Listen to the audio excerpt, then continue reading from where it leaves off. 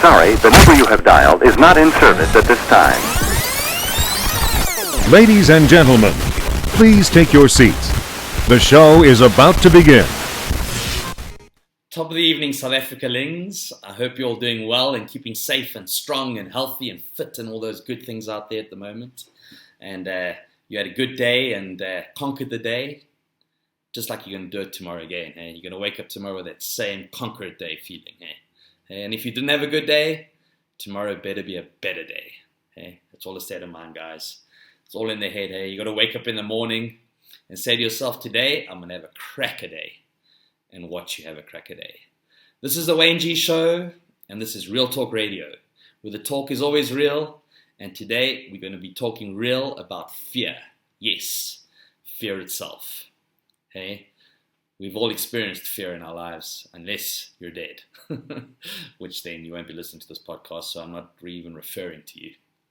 But fear is something that every one of us have felt sometime in our lives. Hey, it's a natural, very powerful, very primitive emotion.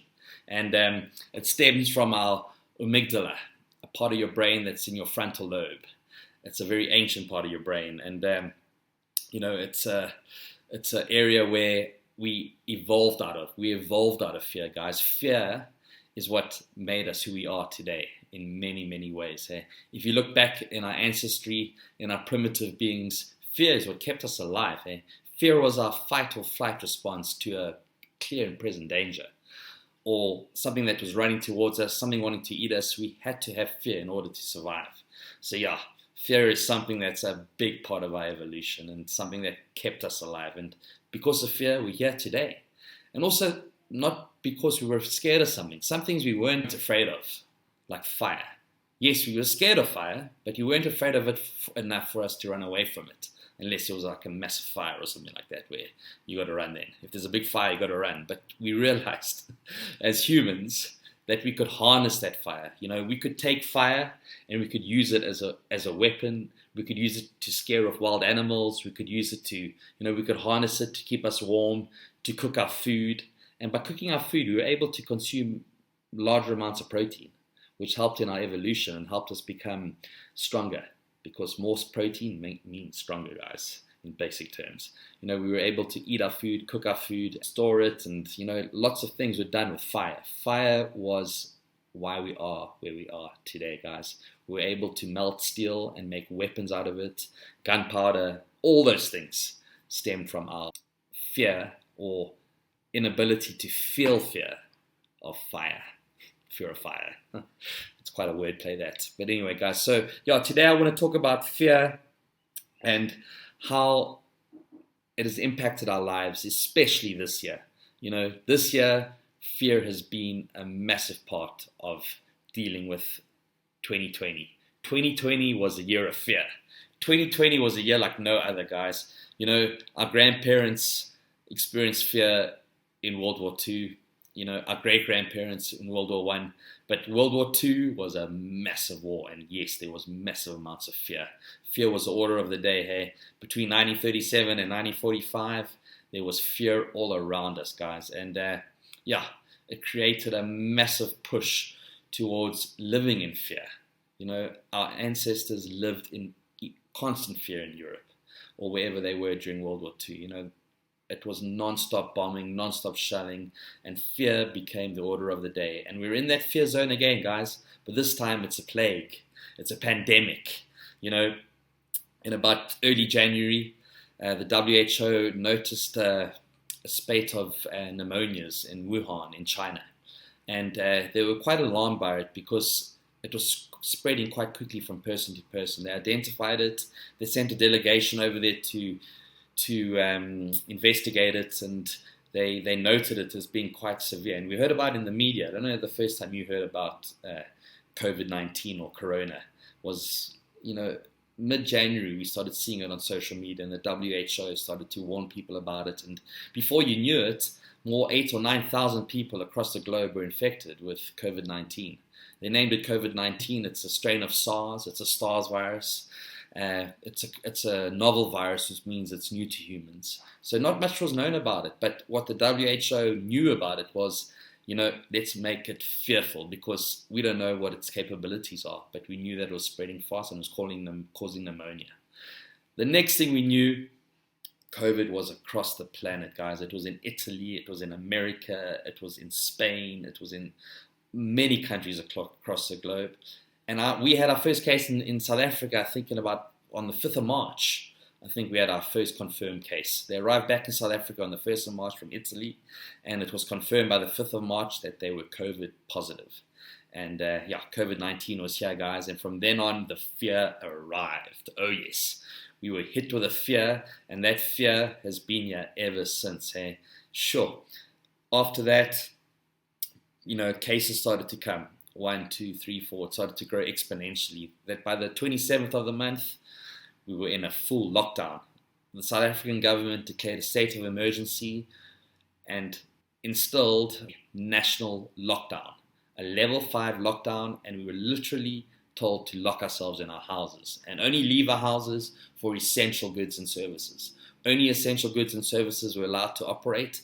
Everything else had to come to a grinding halt and shut down. I have a business, my own business, and I had to shut it down very, very quickly. It's a restaurant, so we had to literally lock our doors, make sure everything was in the freezers, make sure everything was in the fridges, and shut our businesses down. It was hectic, and that was fear. That's fear, guys. That's, if you have level 1 to 10 on a ruler of fear, think about a ruler of fear with 10 points. Suddenly you went from a 2 to a 10, and you were on fear level 10. You did not know what was going on. You thought that the world was ending. You thought, that Albert Camus book, The Plague. Always think of that book when I think of this pandemic. It was a book based in France, in a small town in France, a fictional book about a plague and how people were suddenly hit by a plague in 1947, and people then had to somehow learn how to overcome it and deal with it, but we'll get into that book a bit later again. So back in South Africa, 27th of March, we were in a hard lockdown, guys. We were not allowed to leave our homes, and there we were, sitting in fear. What were we to do, hey? All we could do was absorb media, and with media comes a perpetuation of fear. There was more fear. We were scared. We were like running around our homes going, what do we do now? Do we watch CNN? We put CNN on. We put Sky News on. We put SABC on. And all the talk is about Corona, COVID. And we were getting high on media, guys, and fear. And fear's like fire. It spreads and it grows. And, it's self-perpetuating. As more people get scared, the fear becomes more intense. And we didn't know a lot about the virus at that time. Like, if you think about it, all we knew was the name of the virus. And we knew that it affected the lungs and it affected our respiratory systems, where later we found that it's actually a blood disease, a disease of our arteries, But initially we thought it was a respiratory disease, and that's how little we knew about it. The novel virus word meant a hell of a lot. So we were like, we were... Real talk, real juice. Mouth got dry. Anyway, guys.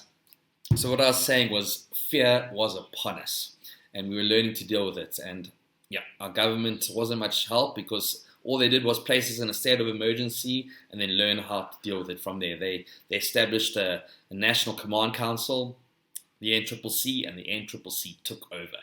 They made the laws, guys. We weren't allowed to buy alcohol. We weren't allowed to buy cigarettes. Everything suddenly went underground.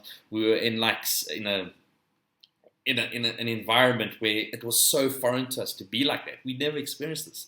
Our snowflake generation hadn't experienced wars. We know what it was like to get told to stay indoors and everything. And suddenly our whole utopia of existence was thrown out of kilt. Our biggest concern before that was load shedding. Load shedding was our biggest fear, guys. Or the biggest issue in this country was load shedding. Suddenly we were wishing for load shedding to be back.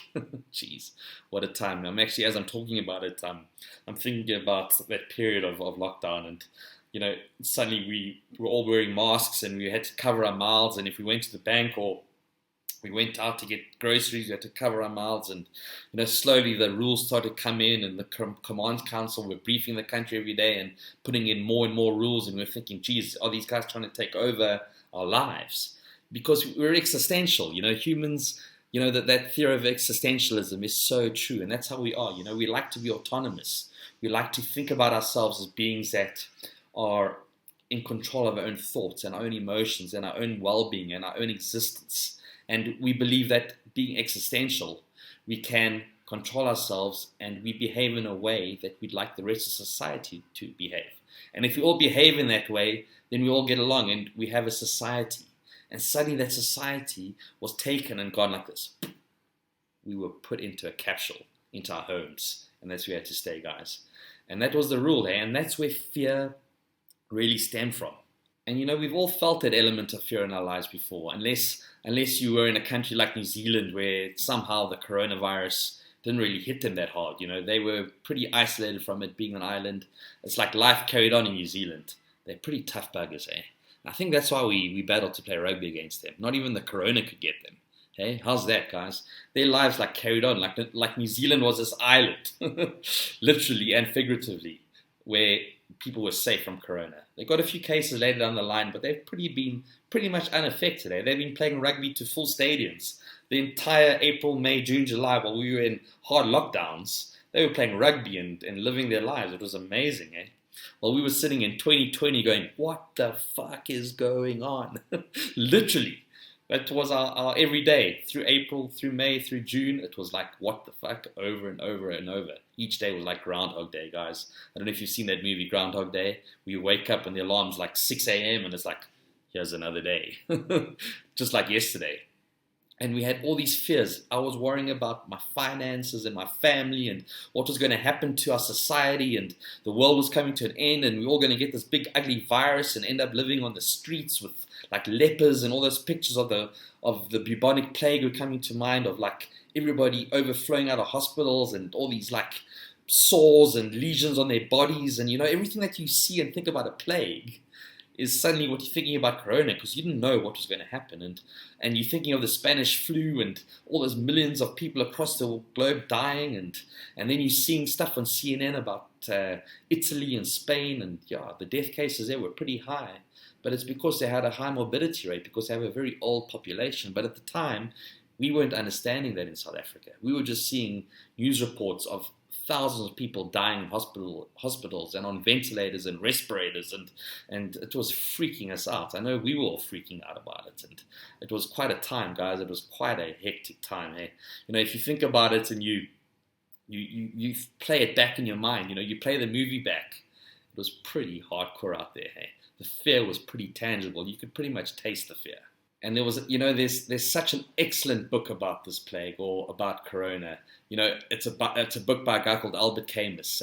He's a philosopher, a French philosopher, and he wrote a book in around. It was a fictional book called The Plague, and it was based in France in 1947, just after World War II, and it was an existential book. He was an existential philosopher, Albert Camus. Brilliant writer, brilliant philosopher. You must go and look him up, look up some of his quotes, and actually get the book, The Plague. It's a great time to read it.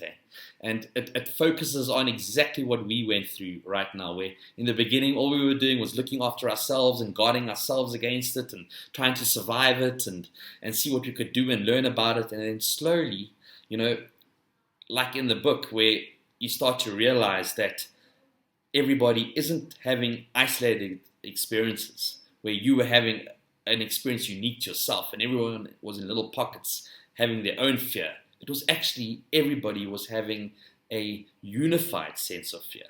And we started to realize, as the book speaks about, you start to realize that you can overcome fear. You can overcome the plague by sticking together and standing together and overcoming fear and rising above the virus, rising above the fear. And that's what we've got to do now, guys. We've come to a point of COVID where we understand it pretty well. We know what it does. We know who's affected by it. We know who's at risk from it. And do we have to be as scared as we are of it? I don't think so. Hey? I don't think we have to live in such perpetual fear like the media is making us believe we need to, or the government's making us believe we have to. It's a very good way to control people is with fear. Hey, a fearful population is an easy to control population. And that's why America is really battling with this virus, because they have very strong Bill of Rights, and they've got a very strong sense of self-determination. And, it's my right not to wear a mask. It's my right to do what I want to do. But at the same time, what about the other people around you? And the more you develop a sense of community, the more you start to understand that we need to protect ourselves from this virus. But we don't have to fear it. And things like wearing masks and social distancing, guys, you can argue it till you're blue in the face, but it does mitigate the spread of the virus. It's been scientifically proven that just wearing a mask and social distancing does mitigate the virus, even if it's by 2%. It does alleviate the spread, and it does stop people that may die from it being exposed to it. And that's what we're trying to do, guys. We've realized that this virus isn't like the plague. It isn't Ebola. You're not going to die from it. An average healthy person is going to get it, and they're going to have flu-like symptoms for a week or so, and you're going to overcome it. But you don't know who else you're going to infect. And the people that you infect may get sicker than you. And as we've seen across Europe, there's a big second wave of it now, and it is still carrying on, guys. COVID is real. COVID exists. COVID-19 is a real virus. There's no conspiracy theory that this thing's been created in our heads and it's infecting everybody and it's more of a mind disease. Yes, it is. The fear is the disease of the mind. But COVID is a real virus, and both of them are real. Fear is real and COVID is real. But how we rise above that fear is very important, guys. And I think we're at a stage now where we have to take fear away from the equation, take fear back down to a 5 on the ruler from a 10, take it to a 5, and make existential decisions, logical decisions, decisions based on logic and understanding in a world that is quite illogical. Make a few logical decisions. And if you're not feeling well, don't go out in public. Don't expose yourself to other people. It's very simple. I think Putin had a very good way of dealing with COVID-19. Like he said, he took a hard line and he said, you know what? Each man for himself. If you're not feeling well, if you test positive for COVID, isolate. And that's what you do. And if each person does that, we're going to mitigate it. And we don't have to have these huge, hardcore lockdowns, guys. These big lockdowns, these hard lockdowns do not work. And they've been proven not to work. They trash your economy. They create a secondary virus of poverty. And, and you can go on and on about the negative impacts of hard lockdowns. We can't have them, but we have to have control of ourselves. And we have to wear masks. And we have to just, do our bit to help mitigate this virus. And if we all do our bit, just like that book by Albert Camus called The Plague, we eventually rise above the virus. We rise above the plague together because we realize that we are experiencing this together. And by all rising up and rising above it, we beat it. And that's what we're going to do, guys, because COVID is with us. Until there's a vaccine, which I believe is still a long way off, we're going to have to learn how to live with the virus. Not hide from the virus. We can't hide anymore. Hiding doesn't work. We have to learn how to live with the virus. The huge amounts of anxiety that we've been going through for the past 5, 6, 7 months has been justified. It has been a scary time, but we need to minimize that anxiety now and rationalize it, guys. Rationalize the fear.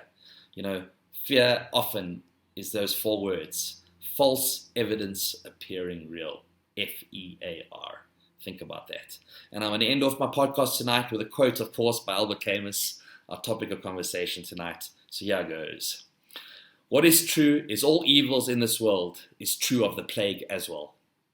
It helps men to rise above themselves. Albert Camus. So yes, we've got to rise above it, guys. That's my word for tonight. Rise above the fear. Peace and love.